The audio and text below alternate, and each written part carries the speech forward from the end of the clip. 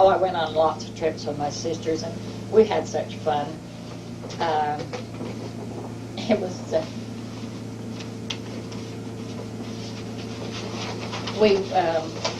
don't have that much paper.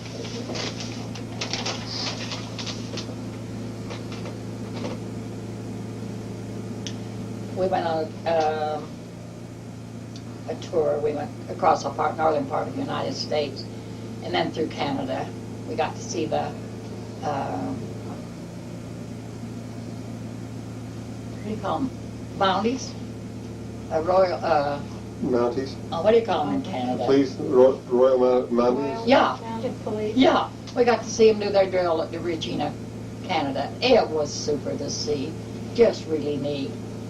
And no matter where we went to church, and we were made very, very welcome in every church we went into, and we were made very welcome. And we hit every Sunday that we traveled, we always stopped and went to church. And we saw at one place in Canada there was some falls that was called the Kakabaka Falls. And they were prettier than the Niagara Falls. We saw the Niagara Falls on the Canadian side of the border. And I told the kids, I said, these other falls are much more prettier. We toured the California coastline from the very bottom end. From Mexico, clear over, went to Tijuana. And jewed some guys out of things, or not jewed them out of things, jewed them down a price. And got things at Tijuana. Went up through the Oregon coast. We went to the rainforest. We went all around through Portland. I went with my sisters again down through southern Utah, and we went to the Grand Canyon, Bryce and Zion's. We went down to Colorado where they put the boats in to go down that ride through the Colorado. Opal wanted somebody to go with him, and I said, Opal, as much as I love you, I'm not that gosh darn dumb. And I wouldn't get in and go. And George says, not me. So we didn't go. After you can get me out in that boat. But I had went so many places with them, and we had so much fun in the motorhome. And we had a lot of laughs in the motorhome, also a lot of good times, a lot of fun. And it just, I've got to tell you something that happened to me. I don't think this happened to many people, but this was in 86, August of 86. Now, when did your mother die? Did she die in 86? I can't remember what year she died. I think she did. I think she died in Sounds October. right. It's October. In 86? Okay. Well, I was at Kane Carla's, and I decided I'd give Annie a call from their phone. And I know I dialed that Pleasant Grove number. Yeah, that was the same year. I remember this one. You never believe in the world I got connected up with Russia. Now, how I got Russia, I will never know. I figured it out. How? I figured it out. I'll tell you when. Well, this excited operator come on. He says, where did you get this number you're calling from? I says, I beg your humble pardon. I thought, good heavens, what a Rudy old operator I've got on here. And I said, I got it. That's my sister's number. He says, where did you get this number you're calling? I said, it's my sister's. He says, it can't be your sister's. And I said, well, the crap, it's not. Tell me the number you called. And I repeated the Pleasant Grove number. He says, that's not the number you dialed. I said, would you please tell me what I've got? He said, you've broken the international code. I said, I did what? He said, you broke the international code. He said, you shouldn't even been calling this number. And I said, well, I beg your humble pardon. I said, he's where are you calling from? And I said, from my son's phone. Give me his number. He was very brusque, so I gave him Ken Carla's number. And he said, we'll have to be checking that phone out. And I said, good hung for? What for? I said, he's not done anything. And I said, I called a number in Pleasant Grove, Utah. And he said, you broke the international code. What you did is you dialed a 0 first, a 1, then 801. You don't dial 801 when you're already in Utah. 801, 01 says you want to call out of the country. 801 is Russia. Well, how I ever did it, I did it right silent. So anyway, I said to the operator, finally the operator come on, and I said, would you please dial with this number? And I give him the Pleasant Grove number, and they dialed it, and I talked to my sister. And I thought to myself, what a funny thing this would be. And they told me they were going to come and check Kay's phone.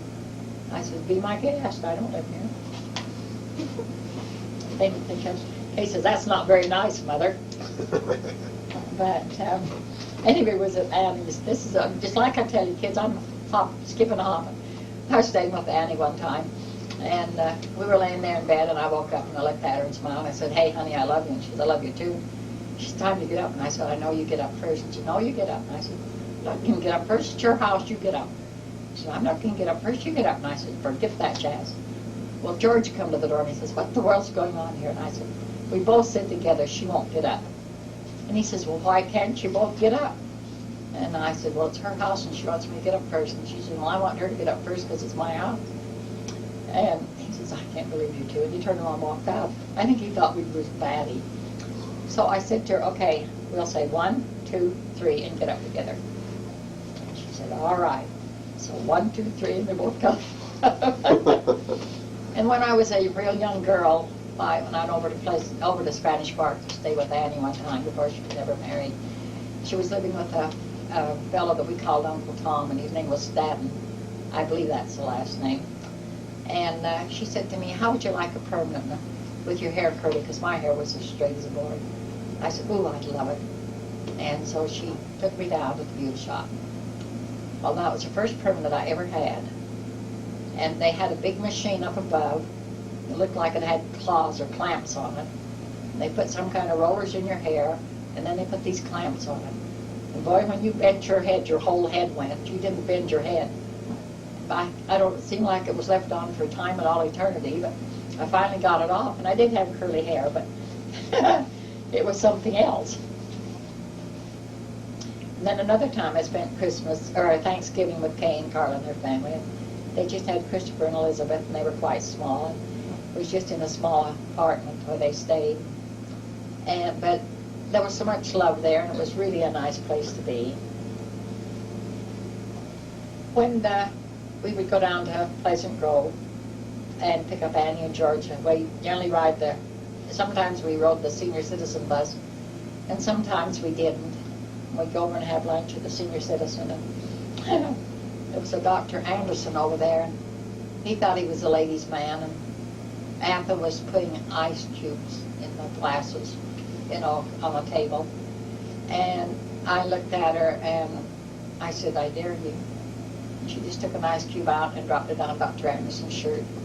Boy, now, if you ever saw a man move, now, it was he. And one of the ladies says, what in the world would Dr. Anderson have? I don't know. So he was sure hopping around, wasn't he? And when they told him what they did, she said, would you dare do something like that? She said, yes, when my sister dared me, I did. Oh, I did. But anyway, Annie and George and Anthem and Opal played in their band. Your mother played a what? Harpsichord. A harpsichord. And George had some pipes that he played on that made music on them, and Opal played his mandolin. And they used to go play, they played at the different things, and they used to go play at the rest homes, and those people in there just dearly loved to have them play. And then when they would play, a lot of times, they'd have a sing-along. And Ath and I'd go and we'd sing along with them. We had a lot of fun. But those people just thoroughly enjoyed having them come and do that. And we had a lot of fun doing it with them.